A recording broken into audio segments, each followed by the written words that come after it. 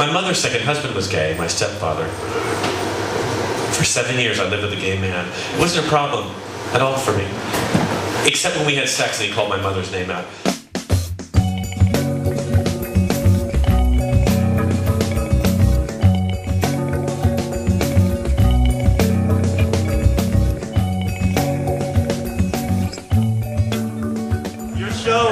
Your excellent show I saw in Edinburgh last year was about being mean, basically. Yeah. But what is the meanest thing that you talk about on stage, do you think? I did a lot on Shannon Matthews because I adored Shannon Matthews and Karen Matthews. I miss Karen Matthews. Respect, wow. totally. How this... A working woman, yeah. That's all. With a good idea, right? She thought that she could mastermind the plan to kidnap her own daughter, get the 50 grand reward, and just forgot that she was a fucking idiot. That was you know, when I saw her, because who here didn't have alarm bells ringing the moment they saw her? And also... The boyfriend.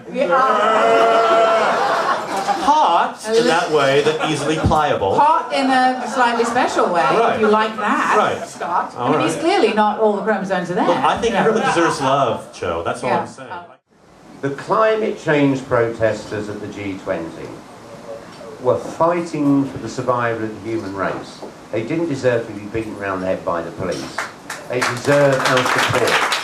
And if I get back in 2012, I mean, I'll do whatever the gay and lesbian community want me to do, whatever the demands are.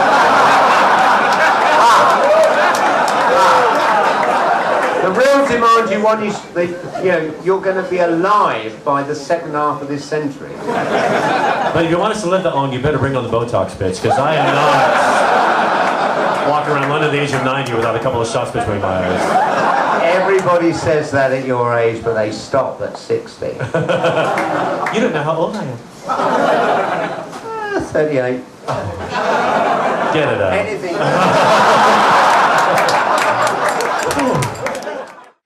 And that's how I ran my career. Right. Through the 80s.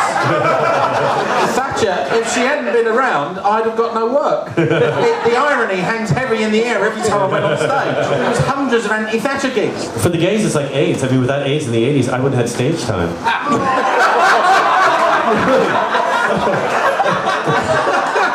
So Thatcher plus AIDS equals, here we are. But that's the thing, is he says what nobody's thinking. Scott, that's... And they brought you out to present an award, and you said, and there was a jungle scene, and you said to Jonathan Ross, thank you for recreating Hampstead Heath to make me comfortable. And actually I was backstage fisting Norman Lamont. And the crowd... No, but the punchline was, talk about a red box, because he was the Chancellor of the Exchequer at the time. Right. And for me, I was very happy with that. Although that... No one remembers it, they just remember the fisting. Because, as you would, but... You know, quite large hands, but the crowd... He's still got my wristwatch. But Johan, there are hundreds of thousands of people reading your work every day, that a large score of which might want to cause you bodily harm. It's funny actually, the death threats thing. My dad trawls the internet for death threats against me, and is always chuffed when he finds them, because I was never a conventionally masculine son, so now it's like, my boy, they want you dead, you're a man. It's really chuffed. He discovered a website called Shoot Your Own Hurry, calling for me to be shot, and he proudly emailed it to everyone and saying, look! And actually that was the one time the police weren't very good. We contacted the police, the Independent contacted the police, and they came back a week later and said, we've checked it out, it's nothing to be worried about, it's based in the Middle East. Oh well then! Nothing bad, and I came out of the Middle East. I went to university and decided to study theology because I was having my suspicions by the age of 18 that maybe it all wasn't exactly as everyone at my church was telling me it was. Were you still a virgin at that point? Yes. Wow. Yeah, Someone beat that out of you though, didn't they? Yeah, with a lot of cocaine. I mean, you don't wear those shoes unless you've been knocked around a few times, right? That may well be true. All right. I think when I tell some people that I'm not really interested in a civil partnership with anyone on the planet, that I never really want to get married, people look at me like, oh, sad cow. Yeah, people look at us and go, oh, you must be unhappy. And I go, well, of course we're not unhappy. We don't want to live together. What could show we're happier?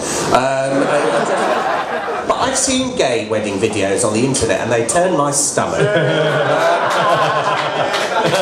Really, the level of professional editing. It's just kind of. Well, I'm sorry, there are ITV programs with smaller editing budgets. And you produce them. And I produce them. Tomorrow night you shoot your television program, is that correct? Yes, like a dead horse. Although it doesn't seem to die. Damn it. No, it's great. No. I find that television here sometimes misrepresents gay people, gay men on television. I just thought, if there were other representations of gay men on TV in this country, other than comedic, it might be fair. But it just seems like there's this homophobia on TV where we're still targeted in that schoolyard sort of way. Well, I think what's weird is, I think that started again. I think it went away for a while, right, and now it's come back again. And in an odd sort of way, it's kind of good. How's that? In that I think we're not seen as a vulnerable community anymore. Mm-hmm. So I just personally, call me a faggot all you like. Right. It's like kids, when I'm out with the dogs, kids shout at me and it's just like, it's a free country. I'm allowed to walk my dogs, you're allowed to sit in the park bench screaming stuff at me. I could give a shit. Yeah. You're living in London, do drugs, shoplift, what the fuck are you doing here? Kudos to you, thank you so much for dropping down. Graham Norton, everybody. A big warm round for all our guests, and thank you very much for tonight. Have a lovely evening, thank you so much.